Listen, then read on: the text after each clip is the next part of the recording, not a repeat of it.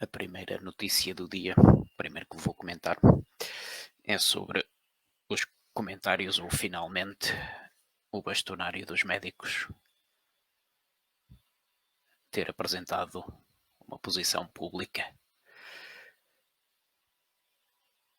contra o fecho ou o adiamento da atividade hospitalar na região de Lisboa. Finalmente,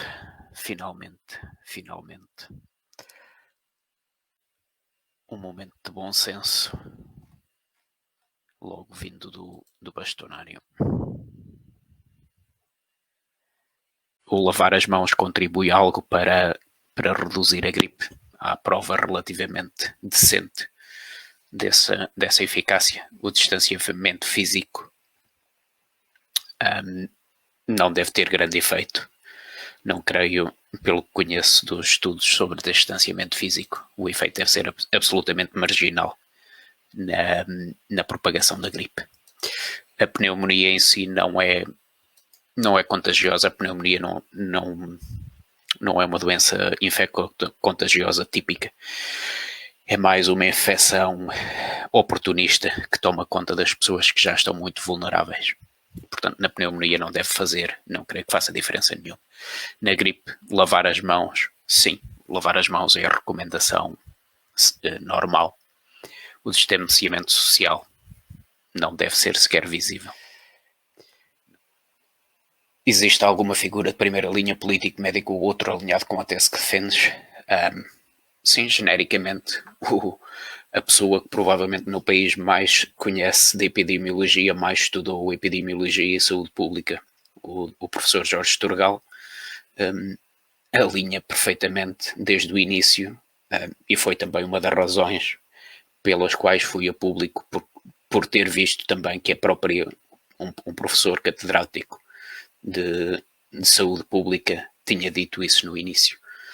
Portanto, não só conhecia os casos, conhecia casos de epidemiologistas internacionais que partilham essencialmente a mesma postura, como depois reconheci também, entretanto já tinha começado a publicar sobre isso, mas depois reconheci a posição do Jorge Turgal como sendo muito equivalente.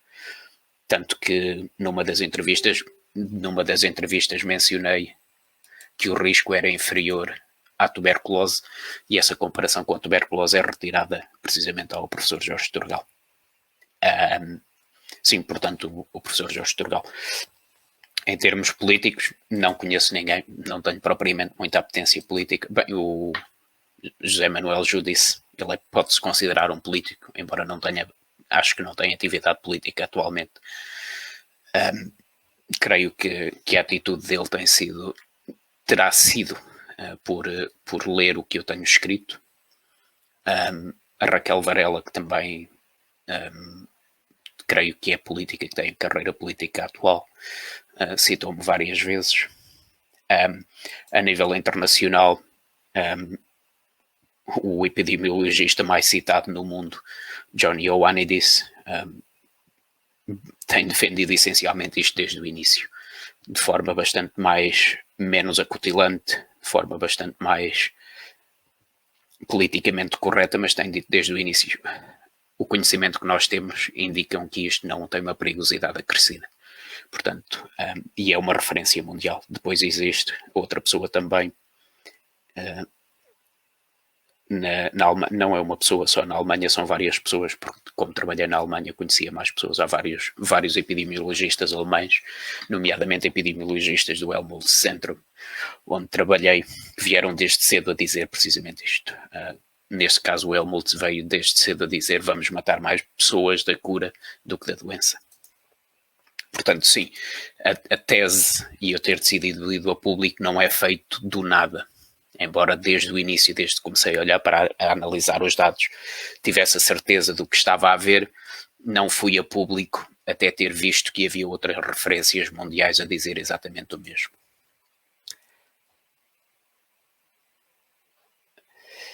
Ou alguma forma prevista de ação que possa levar à tese a primeira linha de visibilidade, uma vez que verificamos que os erros nacionais estão até a agravar?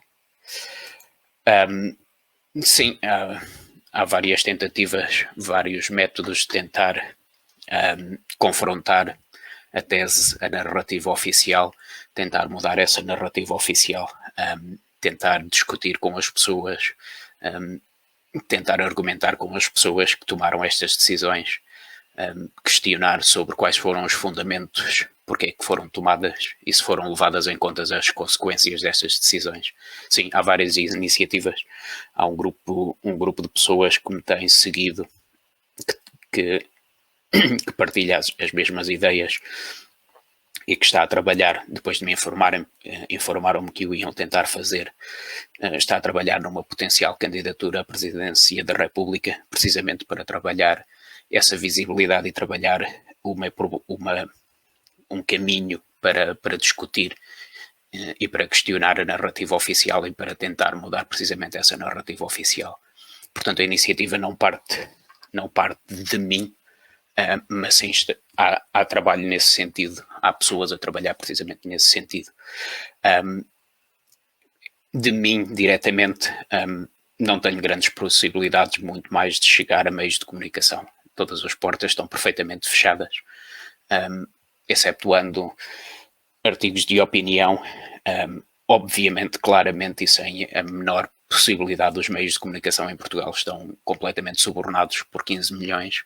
Não tenho a mínima hipótese de tentar mudar a narrativa de outra forma. Portanto, o que consigo fazer é aquilo que estou a fazer agora e, eventualmente, essa iniciativa, então, de candidatura à Presidente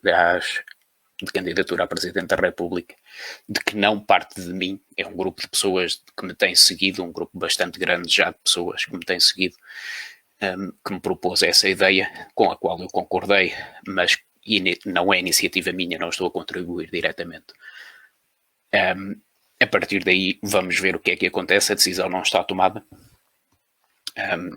Estou a considerar, não tomei uma decisão definitiva, mas essa possibilidade está em cima da mesa precisamente porque pode ser um momento crucial precisamente de questionar a pessoa que tinha a última palavra, o Presidente da República, porque é que essa decisão foi tomada quando ele é um constitucionalista, como é que ele abdica do direito constitucional e da importância da Constituição e dos direitos constitucionais, sendo ele o último reduto, o último defensor da Constituição e sendo ele próprio um professor de direito constitucional. Sim, os erros mantêm-se, continuam a cometer-se erros básicos, clamorosos, como fechar uma série de serviços hospitalares, vai ao arrepio de todo o bom senso, é uma decisão política pura da pioria, do piorio, da pior qualidade política que se pode tomar. O que se foi feito agora em Lisboa com os hospitais, o que foi feito no bairro da Jamaica, vindo de um governo supostamente socialista, que se diz socialista, entrar com a força policial num bairro já de si ostracizado, já de si marginalizado, entrar com força policial para soldar portas, é de bradar aos céus. É uma aberração daquilo que o governo devia fazer, quando no dia seguinte o próprio primeiro-ministro vai para um espetáculo numa sala com milhares de pessoas. É absolutamente revoltante como é que se tomam decisões desta natureza. Sim, os erros continuam-se a cometer, a continuagem dos testes não faz sentido absolutamente nenhum. Quando temos países muito próximos, ok, compreensivelmente a Noruega é longe, para mim é mais próxima porque estudei na Noruega e tenho uma relação muito mais forte com a Noruega. Para Portugal a Noruega é de facto lá muito longe, mas a França está a evoluir muito rapidamente. Há indicações muito fortes de normalidade já na França. A Espanha está a dar indicações muito rapidamente a abrir, anteciparam muito a abertura das fronteiras e foi adiado por causa da pressão de Portugal. Não faz sentido nenhum. Porque é que continuam com esta aberração de confinamento quando os países que nos são referência já estão perfeitamente normais? Li algures que a Covid é a gripe A na era do Facebook. Sim. Sim, as redes sociais não serão o rastilho. Não considero que as redes sociais não são o rastilho, porque as imagens não partiram das redes sociais. Houve muita influência das redes sociais, não nego absolutamente isso. A descontextualização foi feita nas redes sociais, mas o rastilho inicial parece-me ter partido muito mais de jornalismo do que propriamente as redes sociais. Não foi um caso de imagens nas redes sociais a circularem, filmadas por pessoas normais e colocadas nas redes sociais. O que circulou, o que criou o medo vindo da Itália, essencialmente, tem parte de peças jornalísticas oficiais, e são essas que são partilhadas muito nas redes sociais, mas esse rastilho inicial parece ser mais dos jornalistas descontextualizarem e inflacionarem os números do que propriamente de desinformação de redes sociais. Mas sim, as redes sociais estão associadas a isto, e obviamente eu estou a utilizar uma rede social para dizer precisamente o contrário daquilo que foi, mas as redes sociais tiveram um impacto muito grande, e explicam também, por exemplo, aquilo que eu senti no início de ser muito insultado. Eu resisti a esse insulto, mas a esmagadora maioria das pessoas não está disposta a isso e prefere alinhar. Quando é insultado, prefere abdicar da sua opinião pessoal e começar a ir com o rebanho. E isso nas redes sociais são fortíssimas, é esmagadora essa pressão, a facilidade com que se insulta é gigantesca, a facilidade com que a opinião de pessoas que nunca estudaram isto parece escrita em pé de igualdade de pessoas que estudaram, e que essas pessoas exigem que a sua opinião tenha o mesmo valor, destrói mecanismos sociais de controle. Sim. Pessoas que nunca estudaram isto insultarem-me a dizerem: estás a matar pessoas, vais matar pessoas, mesmo que eu tenha estudado, mesmo que eu tenha formação nisto, e essa opinião é vista por toda a gente como sendo igual, acaba por ter uma pressão gigantesca no poder de decisão de cada um. Juntem-lhe os insultos, transforma-se em algo explosivo. Sim, as redes sociais tiveram um efeito muito grande, e amplificaram aquilo que tinha acontecido com a gripe A. Mas a gripe A, o rastilho da gripe A também foi o mesmo a partir de jornalismo. Já na altura tinha reparado, já na altura me tinha apercebido que havia essa descontextualização e essa utilização dos dados iniciais para gerar cenários apocalípticos. Já na altura tinha sido feito: isto está a matar 30%, 30% vai matar não sei quantos em não sei quanto tempo. Isso já existia, isso já era escrito pelos jornalistas na altura, já esse rastilho já existia.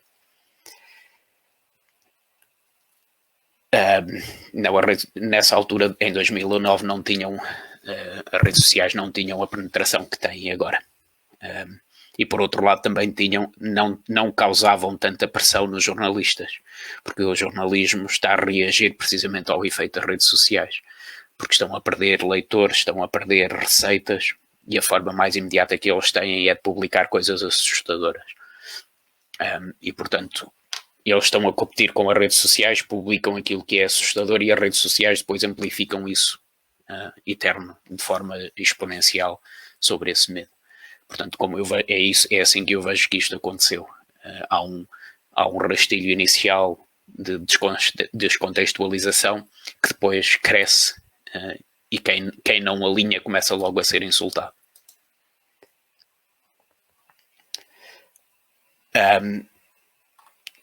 Eles não insistem. A questão aqui é que ainda há pessoas suficientes com medo.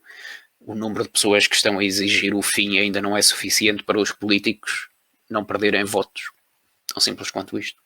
Enquanto os políticos, nos seus grupos de focos, em que eles trabalham, eles basicamente arranjam um grupo de 10, 20, 100 pessoas aleatoriamente e perguntam-lhe: o que é que tu pensas se eu fizer isto? Se a maioria disser fazes isto, é isso que eles fazem. E portanto eles vivem, a decisão política é feita só sobre isto, é uma tentativa de ver o que é que a maioria quer, o que der mais votos é o que eles decidem. Não há estadistas, não há ninguém a dizer não aos eleitores. Enquanto a maioria das pessoas continuar a alinhar com essa narrativa e achar que é necessário fazer isto, porque senão vão morrer muitas pessoas, os políticos vão continuá-lo a fazer.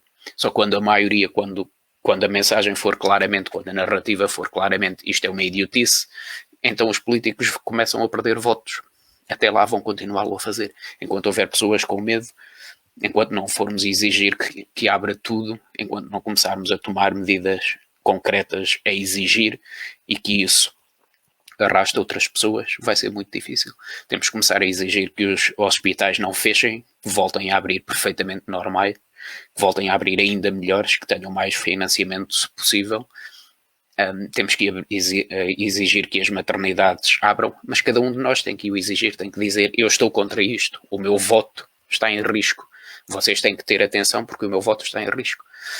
Exigir que as piscinas abram, exigir que as máscaras não sejam utilizadas, desobedecer ao uso de máscara sempre que possível e começar a dizer, e se outras pessoas insultarem, responder-lhe, dizer: não tens o direito de fazer isso, o que tu estás a fazer é inaceitável, eu tenho o direito à minha liberdade, eu tenho o direito a ter um serviço de saúde, tu estás-me a insultar, não quero saber do que tu me estás a dizer. Os insultos ficam contigo, demonstrar que temos posição e que não aceitamos o que está a ser feito. É preciso parar com isto, ponto final. Enquanto isso não passar, essa mensagem não passar, eles não vão perder votos. É uma contagem de votos, pura e simplesmente. Enquanto houver votos, aquilo que der mais votos é aquilo que eles vão fazer. Não há estadista nenhum em Portugal, nem em lado nenhum praticamente, que vá dizer: eu sei que isto é melhor, meus caros eleitores, nós vamos fazer isto porque achamos que é melhor. Não há. Miguel, os casos não continuam a subir, não se podem chamar casos. Isto são testes positivos. O que está a acontecer em Lisboa são testes positivos. Casos seriam pessoas com diagnóstico, com sintomas. Isto são testes positivos que não têm interesse nenhum.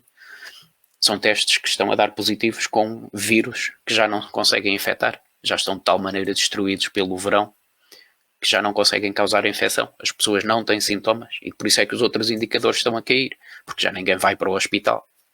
Andam a testar em larga escala, sem qualquer tipo de critério, vão continuar sempre a encontrar pessoas com o vírus. O vírus nunca vai desaparecer, nunca se vai esfumar. Não desaparece por completo, vai continuar sempre a existir. Portanto, enquanto testarem, ele vai aparecer testes positivos. E por isso é que os outros estão a descer, porque não têm relevância médica absolutamente nenhuma. São fantasmas, andam a caçar gambuzinos.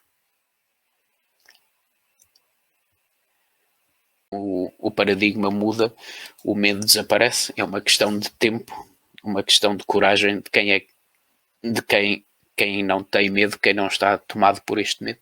E o exemplo dos outros países vai crescer cada vez mais.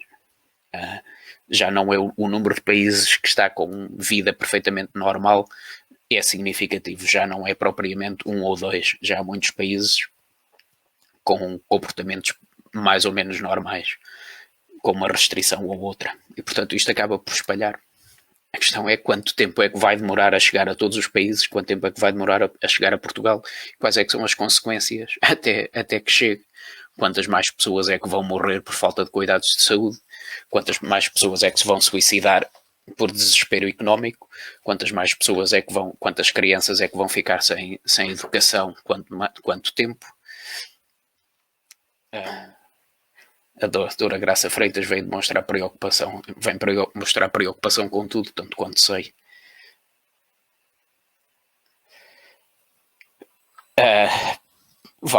Quando os eleitores lhe disserem para parar, ela está por simplesmente a receber ordens vindas de políticos. Hugo, grande Hugo, prazer ver-te aqui. O que se passa em Espanha é que só há 0,1 mortes de Covid por dia, isto é muito suspeito. Então, não é muito suspeito. O que é suspeito é em Portugal continuarem a testar. Deve ter acontecido em Espanha é que por simplesmente deixaram de testar os mortos que não tinham sintomas. Se tinha sintomas antes da morte, provavelmente testam e dá o 0 ou 1. Em Portugal andam a testar provavelmente tudo o que morre. Todas as pessoas que morrem testam. E por isso é que depois encontram o ruído. Encontram os fantasmas. O número em Espanha estava sempre a descer. Desceu perfeitamente normal. O gráfico é um bocado estranho porque eles depois andaram a corrigir. Deixem-me partilhar o ecrã. O gráfico das mortes em Espanha desceu perfeitamente normal. Não há aqui nada de suspeito. Há aqui estas mudanças burocráticas. Isto são negativos e isto depois distorce o gráfico completamente, não dá para ver. Mas isto foi descendo perfeitamente normal. Aqui já estava com 74. Provavelmente o que eles estão a fazer diferente de Portugal é que deixaram de testar tudo o que mexe, ou tudo o que deixa de mexer, neste caso, as pessoas que morrem. Há outros países que têm padrões perfeitamente normais. A Alemanha está com quantos? Deixa-me ver. A Alemanha deve estar com 37, 27, 6. A Alemanha é tão grande como a Espanha e está com números baixos também. 0 ou 1. Não parece nada de extraordinário em termos de estatística de baixos números, porque isto depois, quando começa a descer para números muito pequeninos, a estatística começa a ter muito mais, os ruídos na estatística começam a ser muito mais marcados. A França também está com números muito baixos. Isto consegue-se explicar perfeitamente com diferenças, com critérios de testagem diferentes. Não vejo nada de suspeito, porque a mortalidade na Espanha desceu mais ou menos natural. Não vejo nada de suspeito. Sim, acho que foi o Renan que me mandou que a mortalidade por pneumonia no Brasil no ano passado, acho que foram 18 mil pessoas. Não tenho a certeza do número, mas alguém enviou-me depois os números do Brasil, e indicavam que a pneumonia mata muito mais do que o Covid tem matado. Sobre a mortalidade geral do Brasil não vi nada, não andei a procurar. Não tenho interesse nesta altura estar a seguir isto já. Não tenho interesse nenhum estar a seguir infecções noutros países. Compreendo que haja pessoas brasileiras a seguir, mas já estou mais do que cansado de andar a seguir números de infecções. Não há nada de perigoso no Brasil. O que está a acontecer no Brasil não tem efeito nenhum. Andam a circular a dizer que estão a morrer 1500 pessoas por dia. No tamanho do Brasil não é significativo. Portugal tem 300 mortos por 10 milhões. O Brasil tem 300 mortos vezes 20, mais de 20. Estamos a falar de 6 mil mortos por dia no Brasil num dia normal de todas as causas. 1500 por uma causa específica que não é a causa principal, em que o vírus é detectado nesses mortos, não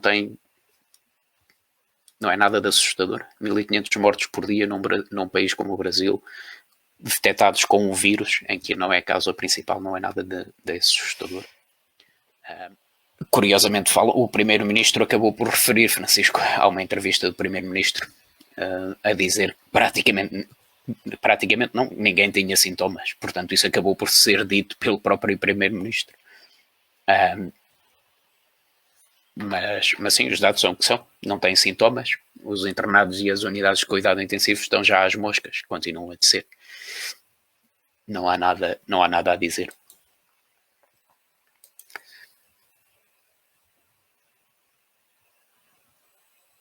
Se a causa de mortalidade do Covid é residual, por que razão existem lares em cuidados onde morreram dezenas de pessoas em 2 ou 3 semanas? Porque foram abandonados. O triste disto é que matamos pessoas porque os abandonamos. Falhamos em toda a linha.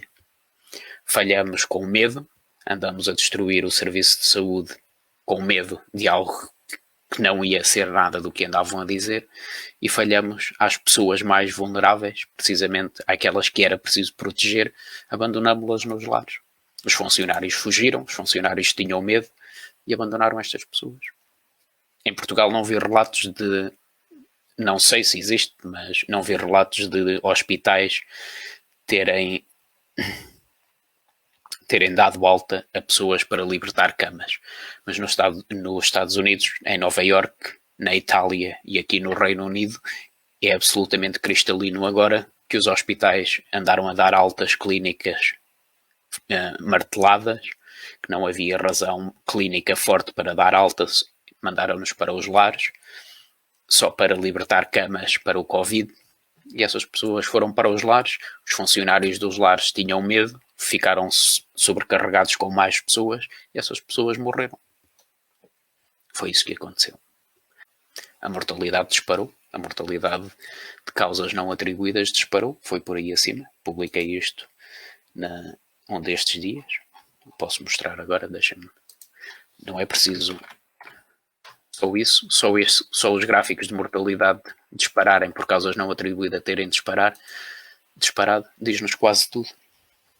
Só isso diz-nos quase tudo o que é que andamos a fazer. Rafael, essas pessoas morreram, o que se vê aqui isto é, o que seria o Covid em cima da média, ou seja, se a média fosse esta linha cinzenta, isto seria o que esperávamos morrer, isto é, adicionando o Covid a amarelo, isto foram as pessoas que morreram. Morreram mais pessoas que não são explicadas pelo Covid. São esses velhinhos nos lares. São pessoas abandonadas, pessoas com medo de ir ao hospital e que morrem de ataque cardíaco, pessoas com medo de ir ao hospital e que morrem de AVC. É isto que nós fizemos. Morreram 30 pessoas por Covid, ou com Covid, e morreram 50 do medo do Covid. Morreram outras 30 abandonadas nos lares, morreram outras 30 de doenças perfeitamente evitáveis. Foi isso que fizemos. Foi isso que fizemos. A tirar uma estimativa da percentagem real de causas de morte por Covid é baixíssima. Estaremos a falar de 1%. Diria 1% de pessoas saudáveis que não tinham uma doença complicada, uma comorbilidade complicada, que terão morrido por causa disto. 1% dos números oficiais. Seria a minha estimativa. Mas isso acontece também com a gripe. Atenção.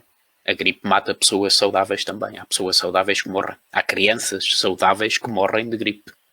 De Covid não há nenhuma. No mundo inteiro. A gripe mata. Todos os anos mata 1, 2. Em Portugal, no tamanho de Portugal.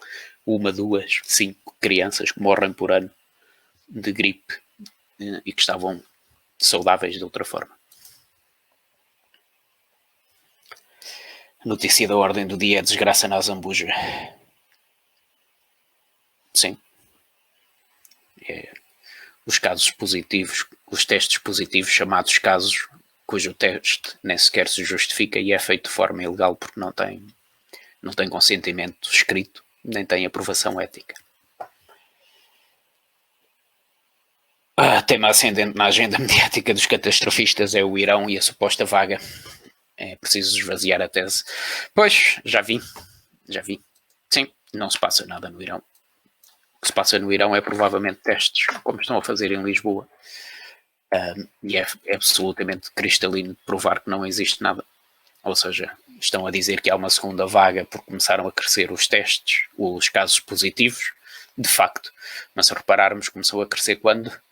Em maio, no início de maio, há mais de um mês que estão a crescer linearmente, nem sequer é exponencialmente. Isto nem sequer é assustador em caso nenhum.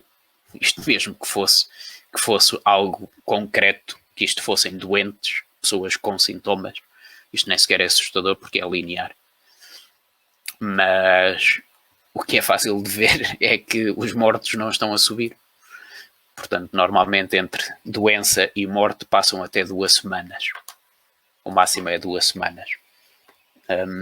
Portanto, há mais de um mês que estão a subir e não se vê na morte. Nos mortos. Os mortos estão perfeitamente estagnados. Isto não é um milagre.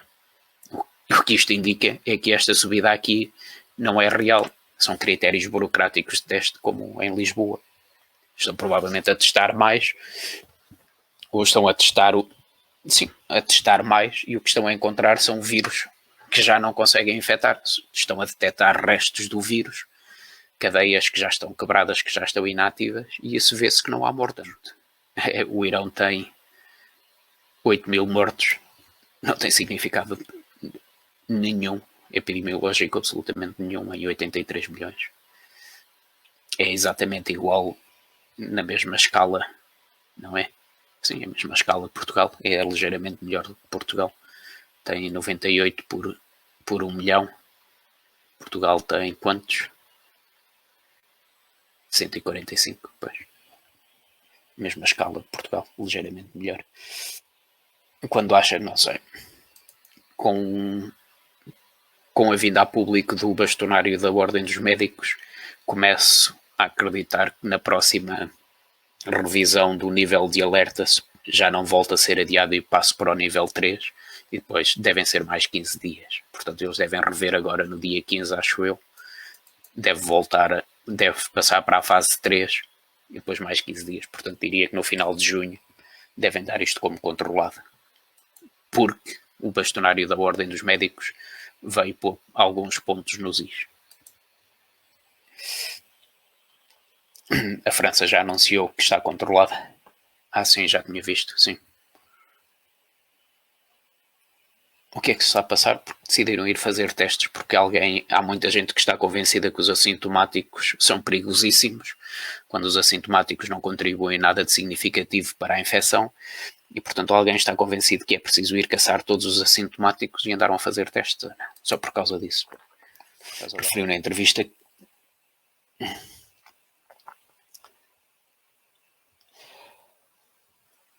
É um indício, não é prova definitiva. Não, João, não é prova. Eu nunca a pus como prova definitiva, mas é um indício muito forte. Não é prova definitiva, não. Uma infecção com medidas supostamente efetivas pode ter o mesmo comportamento. Pode desenhar um sino, desenhar uma distribuição normal, uma gaussiana, com ou sem. Portanto, ter esse comportamento é apenas um indício muito forte. Ter esse comportamento em vários países, na altura era na China e na Coreia, tinham os dois a curva muito parecida e com a mesma abertura, com o mesmo período de subida até ao pico. Isso sim começam a ser indícios muito fortes de que a infecção está a fazer aquilo que tem que fazer sem grande contenção. Isso sim, haver em países diferentes a mesma curva começa a ser um indício muito forte, mas não é uma prova definitiva, não, nunca se pode dizer que é uma prova definitiva, que não haja discussão. O que depois se começa a ver é que, por exemplo, na Alemanha há prova de que o confinamento foi feito depois do pico, okay? E portanto não teve efeito nenhum. E depois o que existe prova também é que todos os países na Europa tiveram, e os Estados Unidos, começaram a inverter as curvas exatamente na mesma altura, nas mesmas semanas. O número de casos e o número de mortes começaram todos a descer na mesma altura. E isso é uma indicação muito forte que não foi o confinamento a fazer nada, isso já se pode considerar prova, que não foi o confinamento a fazer nada, foi algo exterior, neste caso a chegada da primavera, que determinou a infecção.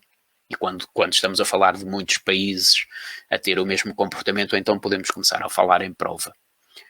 Quando esse comportamento é transversal aos países, independentemente de quando é que foi feito, quando é que puseram medidas, quando é que foram, quais é que foram, todos eles acabam por ter o mesmo padrão.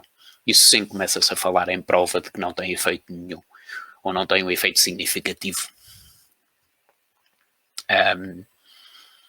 Mas na altura, o meu pressuposto era precisamente, a interpretação que eu estava a fazer era: o confinamento não está a ter efeito, portanto, se não temos prova, não havia prova prévia, nunca ninguém tinha encontrado prova a dizer confinar muda o comportamento, ok?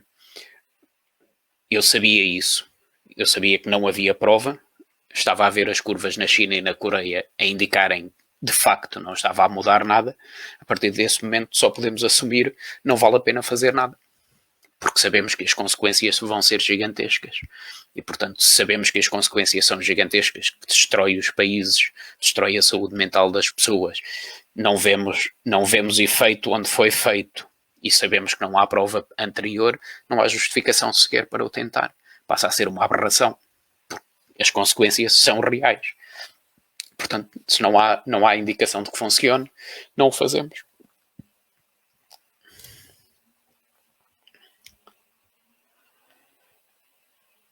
França continua com várias restrições no que concerne à época balnear. As normas são muito rígidas. Sim, continua com várias restrições. Mas não creio que inclua, por exemplo, o uso de máscaras obrigatórias.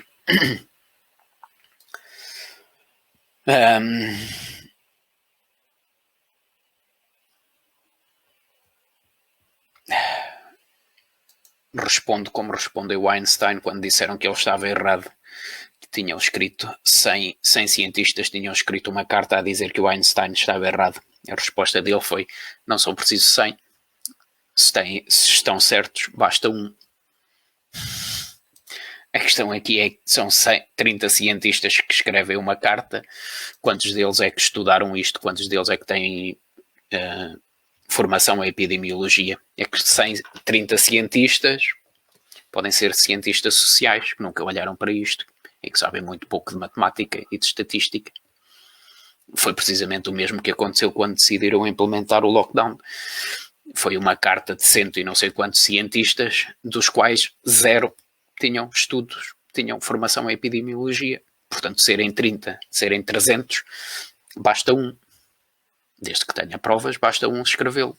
Portanto, isto de cartas de 30 cientistas, cartas de 100 cientistas, têm o valor que têm, se não forem os cientistas certos. A minha opinião sobre reatores nucleares é 0. Se eu escrever uma carta com mais 30 cientistas iguais, com a mesma formação que eu, sobre reatores nucleares, espero bem que nunca ninguém os leve em consideração. Mas escrever sobre epidemiologia, aparentemente, podem ser físicos, podem ser matemáticos, a opinião deles já é levada em consideração.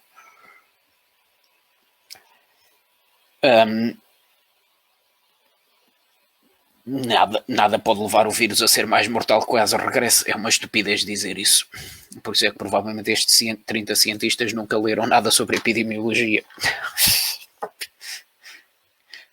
Vai ser mais mortal porquê?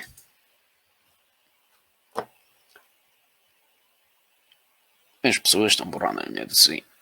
Ok, última pergunta.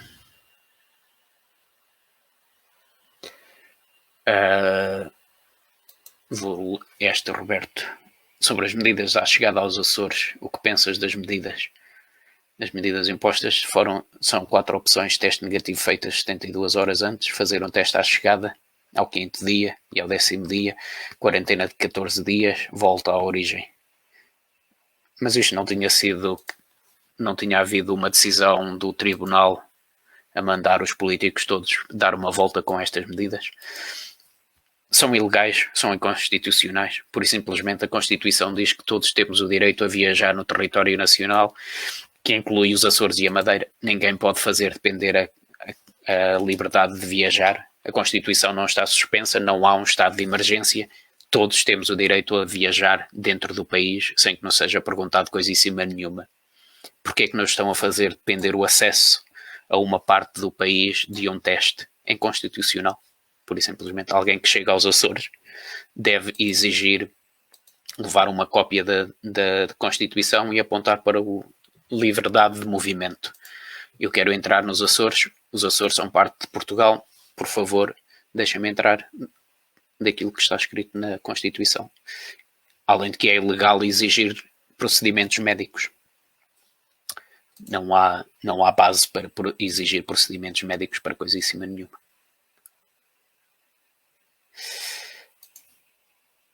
Candidatura pode parecer apelativa, mas cuidado com os custos. Sim, não se preocupem com os custos. Não, os custos serão limitados se existir, se a candidatura chegar a existir, não existe nesta altura. E o número de pessoas que estão agora envolvidas, que demonstraram apoio, são mais do que suficientes para cobrir eventuais custos. O número de pessoas que estão a puxar, a trabalhar nisso é mais do que suficiente. A mídia tem papel diário de propagação do medo e do pânico nas populações. Qual é o interesse? É vender cliques, vender espectadores, vender publicidade. O medo vende, as pessoas clicam, abrem, partilham aquilo que é chocante. É isso que eles vendem, é aquilo que eles põem. Vou responder ao João Carlos Lages, uma vez mais por ser alguém que eu conheço. André, o que achas que o Buesco diz?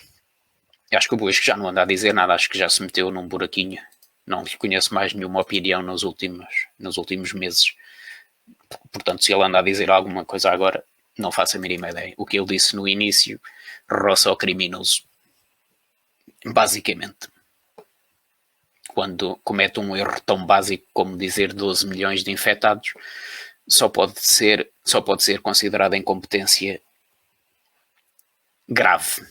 E as consequências dessas previsões deviam-lhe ser atribuídas. Obrigado. Boa noite. Já fiz 1 hora. Já estou um bocadinho cansado hoje. Boa noite a todos.